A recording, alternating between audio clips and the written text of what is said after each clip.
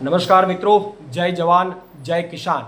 હું છેલ્લા એક અઠવાડિયાથી ઘેડના ગામડાઓમાં અને એમના આજુબાજુના ગામડાઓમાં જ્યાં વરસાદના કારણે નુકસાની ગઈ છે એ તમામ જગ્યાએ રૂબરૂ જઈ અને ખેડૂતોની મુલાકાત કરી રહ્યો છું અને ત્યાંની પરિસ્થિતિનો તાગ મેળવવાનો પ્રયત્ન કરી રહ્યો છું।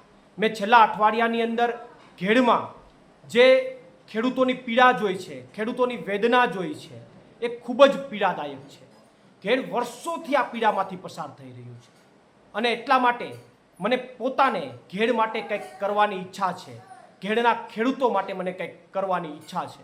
આમ તો ઘણા વર્ષો પહેલાં પણ હું અનેક વાર ઘેડમાં ખેડૂતો વચ્ચે જઈ અને એમના મુદ્દાને ઉઠાવવાનો મેં પ્રયત્ન કર્યો છે, પરંતુ હજુ વધારે ઘેડ માટે મારે કંઈક કરવું છે અને ત્યારે આમ તો કોઈ કાર્યની આપણે શુભ શરૂઆત કરીએ ત્યારે ગણેશ સ્થાપનાથી કરીએ, પરંતુ આજે તો ગણેશ ચતુર્થીનો દિવસ છે।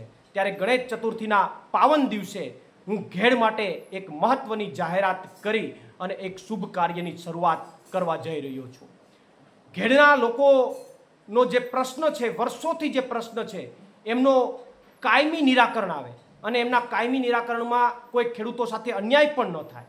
સાથે સાથે આ વખતે જે નુકસાની ગઈ છે ઘેડમાં અને ઘેડના આજુબાજુના ગામમાં, એ તમામ વિસ્તારને સરકાર પૂરગ્રસ્ત જાહેર કરે અને તમામને 100% સહાય, સર્વેના નાટક સિવાય 100% સહાય આપે અને સાથે સાથે જે ઘેડના દરિયા કાંઠા બાજુના જે ગામડાઓ છે ત્યાં ખારા પાણી અને મોરા પાણીની વર્ષોથી સમસ્યાઓ છે, તો એમનું તાત્કાલિક ધોરણે કાયમી નિરાકરણ થાય।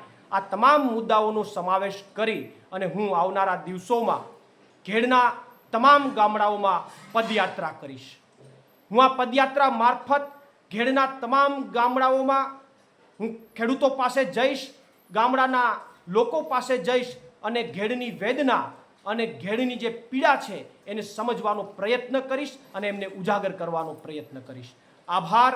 પ્રવીણ રામ, પ્રદેશ ફ્રન્ટલ અધ્યક્ષ, આમ આદમી પાર્ટી।